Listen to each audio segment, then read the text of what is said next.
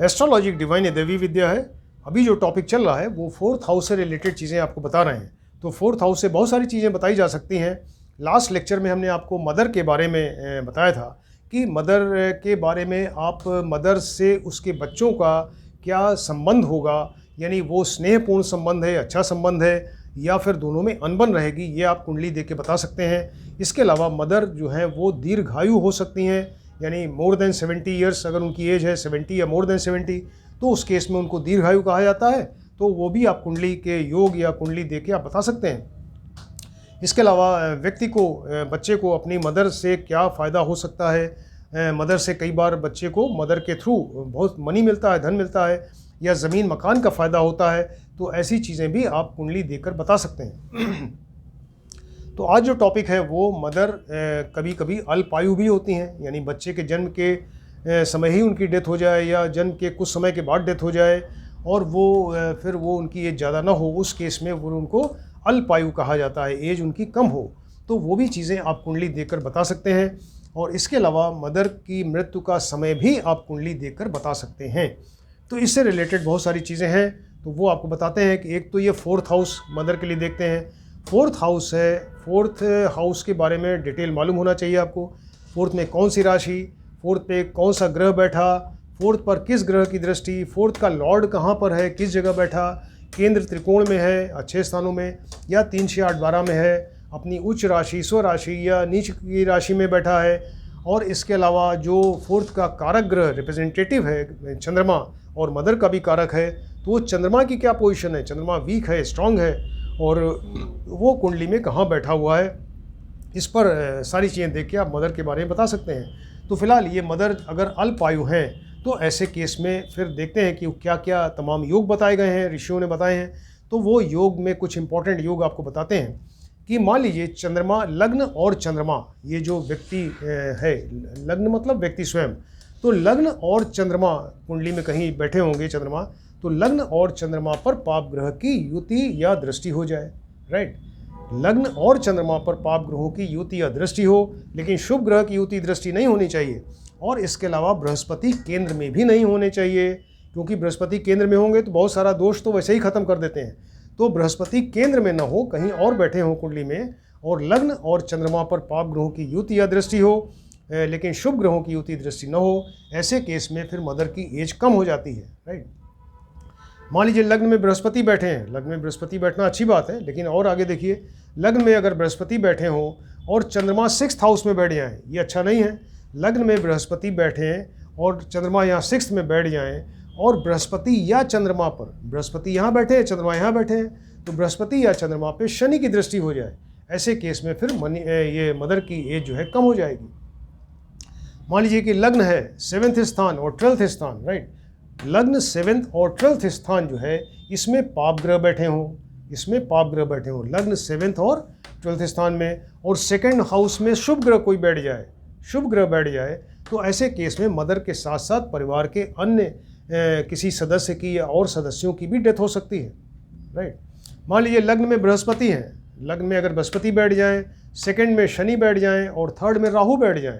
लग्न में बृहस्पति, 2nd में शनि और 3rd हाउस में अगर ये राहु बैठ जाएंगे, उस केस में फिर मदर की एज कम हो जाएगी और वो अल्पायु होंगी। मान लीजिए कि लग्न है 7th है और 8th स्थान में पाप ग्रह बैठ जाएं, लग्न 7th और 8th स्थान में अगर पाप ग्रह बैठ जाएं और पाप ग्रह की दृष्टि हो जाए, तो ऐसे केस में भी फिर मदर अल्पायु हो जाएंगी, यानी उनकी एज कम हो जाएगी। मान लीजिए कि 4th हाउस है, 4th हाउस जो कुंडली का है ये मदर का स्थान है, तो 4th हाउस में मंगल या शनि बैठें, मंगल या शनि दोनों क्रूर पापी ग्रह हैं। मंगल पापी ग्रह नहीं है, मंगल सिर्फ क्रूर ग्रह है, शनि क्रूर और पापी दोनों हैं। तो यहाँ पर 4th हाउस में मंगल या शनि कोई बैठ जाएं और पाप ग्रह की दृष्टि हो जाए उनके ऊपर, तो ऐसे केस में फिर मदर की एज कम हो जाएगी। मान लीजिए कि 4th और 7th में, 4थे और 7वें घर में पाप ग्रह हो, राइट, और किसी के साथ चंद्रमा बैठ जाए। 4th हाउस और 7th हाउस में पाप ग्रह बैठे हैं, और या तो इसके साथ में या इसके साथ में, 4th या 7th के साथ में कोई चंद्रमा अगर बैठ जाएं, ऐसे केस में फिर मदर जो है अल्पायु होंगी, राइट। मान लीजिए कि फोर्थ हाउस है कुंडली का, और चतुर्थेश और चंद्रमा। अब देखिए तीनों चीज़ें मदर से रिलेटेड हैं। फोर्थ हाउस, चतुर्थेश और चंद्रमा, इन पे अगर पाप ग्रह की युति या दृष्टि हो जाएगी तो मदर अल्पायु हो जाएंगी, यानी उनकी एज कम हो जाएगी, राइट। मान लीजिए कि फोर्थ में शनि हो, फोर्थ में शनि, क्रूर ग्रह, पाप ग्रह, ये दोनों ही हैं, तो फोर्थ में शनि बैठ जाएं और उन पे पाप ग्रह की दृष्टि हो जाए, और अष्टमेश यानी अष्टम का लॉर्ड जो है वो अपनी नीच राशि में, डिबिलिटेटेड राशि में आ जाए, उस केस में भी फिर मदर की एज कम हो जाएगी। और भी तमाम योग हैं। मान लीजिए कि चंद्रमा है, चंद्रमा बहुत वीक हो, वीक का मतलब पक्ष में निर्बल हो, सूर्य के नज़दीक हो, डिग्री वाइज कम हो, बहुत सारे हैं तरीके। तो चंद्रमा अगर कुंडली में निर्बल है, कमज़ोर है, और 6, 8, 12 में कहीं बैठ जाए, 6 नंबर, 8 नंबर, 12 में कहीं बैठ गया, और उस पर पाप ग्रह की युति या दृष्टि हो जाए, ऐसे केस में फिर मदर की एज कम हो जाएगी, और वो फिर बच्चे के जन्म के समय या कुछ समय के बाद ही उनकी डेथ हो जाएगी, राइट। मान लीजिए कि चंद्रमा है कुंडली में, चंद्रमा जहाँ भी होगा, कुछ चंद्रमा एंड प्लस थर्ड का लॉर्ड, चंद्रमा और थर्ड का लॉर्ड अगर 8वें स्थान में बैठ जाएं, उस केस में भी फिर मदर की एज कम हो जाएगी, राइट। मान लीजिए कि चंद्रमा पर पाप ग्रह की दृष्टि हो, और वो चंद्रमा पाप ग्रह मध्यस्थ भी हो। मान लीजिए कि चंद्रमा यहाँ बैठे हैं कुंडली में, तो पाप ग्रह यहाँ भी बैठे हैं, यहाँ भी बैठे हैं, और यहाँ पाप ग्रह की दृष्टि भी है। तो चंद्रमा जहाँ बैठे हों वहाँ पाप ग्रह की दृष्टि हो, और इनके दोनों तरफ आगे और पीछे, यानी आगे और पीछे वाले हाउस में अगर पाप ग्रह बैठे होंगे तो मदर की एज कम हो जाएगी, राइट। मान लीजिए कि चंद्रमा जो है सूर्य के एकदम नज़दीक आ जाए। सूर्य के नज़दीक का मतलब कि वो या तो अस्त हो जाएंगे या फिर अमावस्या का चांद हो जाएगा। तो ऐसे केस में चंद्रमा सूर्य के बिल्कुल नज़दीक हो, और चंद्रमा जो है अपनी नीच राशि में हो। नीच राशि क्या है चंद्रमा की? वृश्चिक राशि, स्कॉर्पियो राशि। तो चंद्रमा अपनी नीच राशि में कहीं बैठा हो, और इसके अलावा वो सूर्य के एकदम नज़दीक हो, या तो अमावस्या का हो या फिर सूर्य से अस्त हो जाए। ऐसे केस में फिर वो मदर की एज जो है बहुत कम हो जाएगी। मान लीजिए कि चंद्रमा जहाँ बैठे हो वहाँ से 10th स्थान में, मान लीजिए चंद्रमा यहाँ बैठे हैं तो यहाँ से 10th स्थान ये आएगा, यहाँ से ये 4th स्थान से लग्न जो है वो 10th स्थान होगा। तो चंद्रमा से 10th 10वें स्थान में अगर सूर्य प्लस पाप ग्रह बैठे हों, सूर्य के साथ में कोई और पाप ग्रह और बैठ जाए, तो ऐसे केस में फिर मदर की एज कम हो जाएगी, राइट।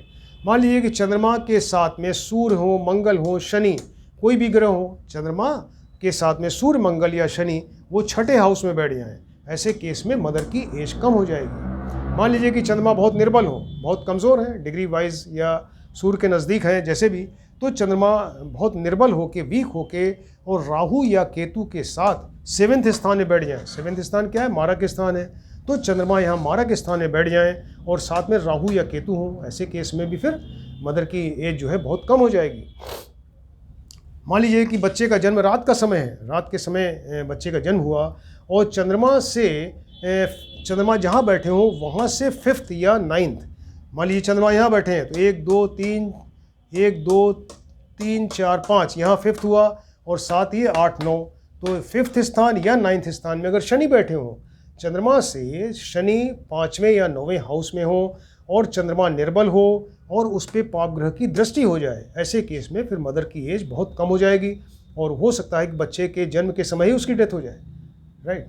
मान लीजिए कि चंद्रमा जो है वो चंद्रमा से सभी पाप ग्रह, चंद्रमा मान लीजिए यहाँ बैठे हैं, तो जितने कुंडली के सारे पाप ग्रह हैं वो सब 7 8 9 में बैठ जाएं, 7 नंबर, 8 नंबर, 9 नंबर बैठ जाएं। यहाँ चंद्रमा यहाँ बैठे हैं, 7 8 9 में सारे पाप ग्रह बैठ जाएं, ऐसे केस में मदर की एज कम हो जाएगी। मान लीजिए कोई कन्या है, किसी कन्या का जन्म हुआ, फीमेल चाइल्ड का, कन्या का जन्म हो, और उसका जन्म अपनी माता के जन्म नक्षत्र में ही हो जाए, यानी जो मदर का जन्म नक्षत्र था तो उसी नक्षत्र में कन्या का भी जन्म हो जाए, तो मदर की डेथ हो जाती है, राइट। मान लीजिए कि शनि एंड मंगल, शनि और मंगल दोनों मिलके चंद्रमा से 7th स्थान में, मान लीजिए चंद्रमा यहाँ बैठे हैं और ये 7th स्थान है, यहाँ शनि और मंगल दोनों बैठ जाएं साथ में, ऐसे केस में फिर मदर की एज जो है कम हो जाएगी, वो अल्पायु हो जाएंगी, राइट। अब ये कुंडली देखकर आप मदर की मृत्यु का समय भी बता सकते हैं। ये सिर्फ आप किसी को नहीं जानते, आप व्यक्ति को आपने नहीं देखा, आप नहीं जानते, ये सारी चीज़ें आप सिर्फ कुंडली देखकर, होरोस्कोप देखकर ही आप बता देंगे, राइट। अब मान लीजिए कि हमें मृत्यु समय जानना है मदर का, कि मृत्यु का क्या समय हो सकता है, तो अगर चतुर्थेश यानी 4th के लॉर्ड के साथ अष्टमेश बैठ जाएं, फोर्थ का लॉर्ड और एर्थ का लॉर्ड। तो चतुर्थेश के साथ अष्टमेश बैठ जाएं या चतुर्थेश के ऊपर अष्टमेश की दृष्टि हो जाए, राइट। चतुर्थेश प्लस अष्टमेश साथ बैठें या चतुर्थेश के ऊपर अष्टमेश की दृष्टि हो जाए, तो चतुर्थेश की जो जब दशा आएगी उस केस में उस समय मदर की डेथ होगी। इस तरह से आप देख सकते हैं। और भी तरीके हैं। मान लीजिए कि सूर्य का भोगांश आप देखिए, सूर्य का भोगांश मतलब इतने इस राशि में इतना डिग्री, इतने मिनट्स, इतने सेकंड, ये सब लिखा रहेगा पंचांग में या कुंडली में। आप डिटेल देख सकते हैं कि सूर्य का भोगांश क्या है या सूर्य स्पष्ट क्या है। तो सूर्य के भोगांश में से आप चंद्रमा का भोगांश घटा दीजिए। सूर्य के भोगांश में से चंद्रमा का भोगांश हमने घटाया तो कोई शेष बचा, तो उस शेष से आप एक राशि बचेगी, कोई ना कोई राशि शेष बचेगी।